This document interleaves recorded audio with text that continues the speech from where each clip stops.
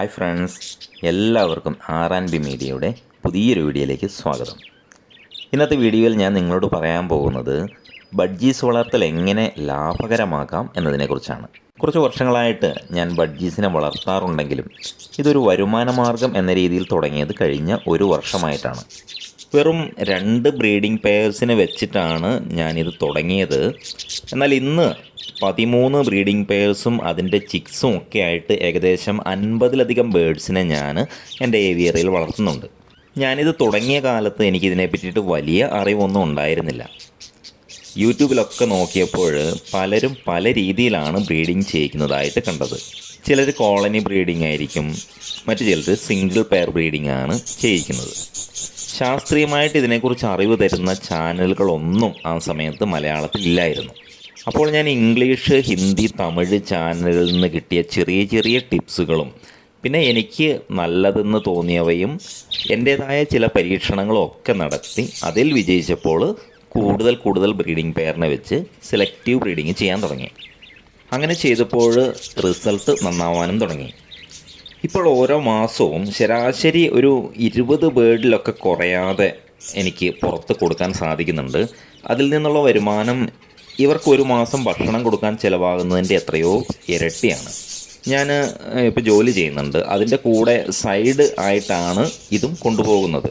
അതും വൈഫിൻ്റെയും കുട്ടികളുടെയും ഒക്കെ ഹെൽപ്പ് ഉള്ളതുകൊണ്ട് മാത്രമാണ് എനിക്ക് അത് സാധിക്കുന്നത്. നിങ്ങൾക്ക് ഇതുപോലെ ശാസ്ത്രീയമായ ടിപ്സുകൾ ഉപയോഗിച്ചുകൊണ്ട് ബേഡ്സിനെ വളർത്താൻ സാധിക്കുമെങ്കിൽ അത് നല്ലൊരു വരുമാന മാർഗമാകും.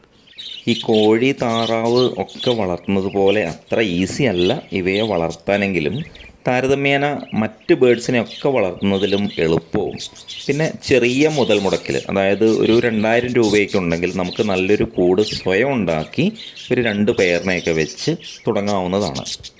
എന്നാൽ ഇതിൽ നിന്നെല്ലാം ഉപരിയായിട്ട് ഈ ബഡ്ജീസിനെ വളർത്തുന്നത് കൊണ്ടുള്ള ഗുണം എന്താണെന്ന് ഞാൻ പറയാം. സാധാരണ നമ്മുടെ വീട്ടമ്മമാരൊക്കെ ഒഴിവ് സമയങ്ങളിൽ എന്താണ് ചെയ്യാറ്? TV കാണും, മൊബൈൽ നോക്കിയിരിക്കും. ഈ കോവിഡൊക്കെ ആയതുകൊണ്ട് നേരിട്ട് കണ്ട് സംസാരിക്കാൻ പറ്റാത്ത ഫ്രണ്ട്സിനെയൊക്കെ ഫോണിൽ വിളിച്ച് മണിക്കൂറുകളോളം സംസാരിച്ച് സമയം കളയും.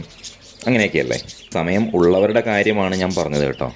ഈ ഗാർഡനിങ്, മറ്റ് പെറ്റ്സിനെയും പിന്നെ പശു, ആട് പോലുള്ള മൃഗങ്ങളെയൊക്കെ വളർത്തുന്നവർക്ക് സമയം തികയാറില്ലായിരിക്കും ഒന്നിനും.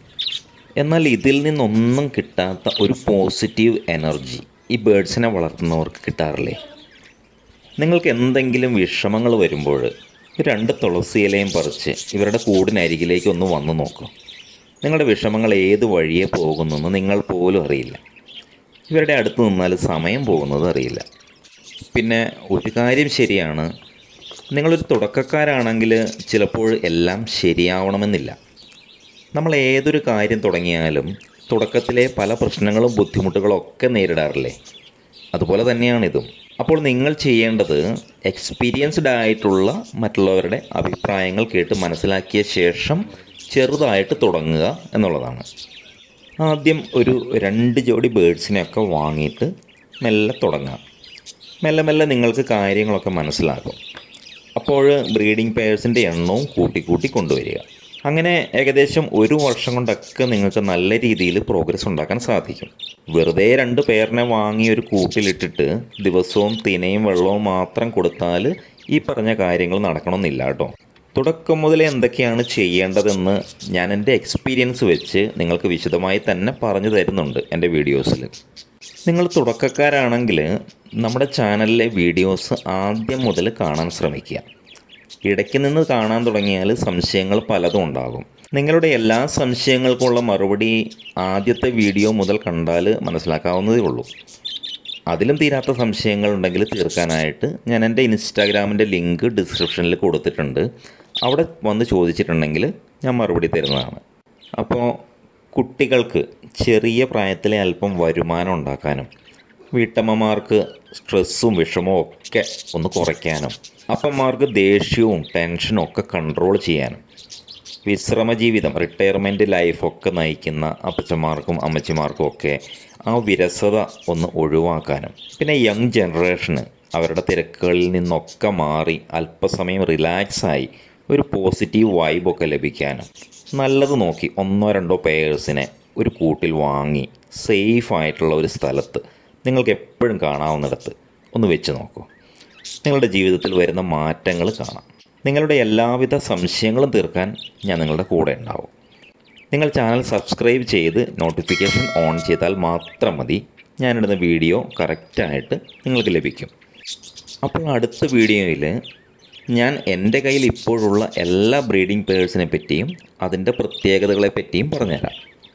ഇന്നത്തെ വീഡിയോ ഇഷ്ടമായെങ്കിൽ ലൈക്ക് ചെയ്യാൻ മറക്കരുതേ. അപ്പോൾ അടുത്ത വീഡിയോയിൽ വീണ്ടും കാണുന്നത് വരെ എല്ലാവർക്കും ബൈ ബൈ.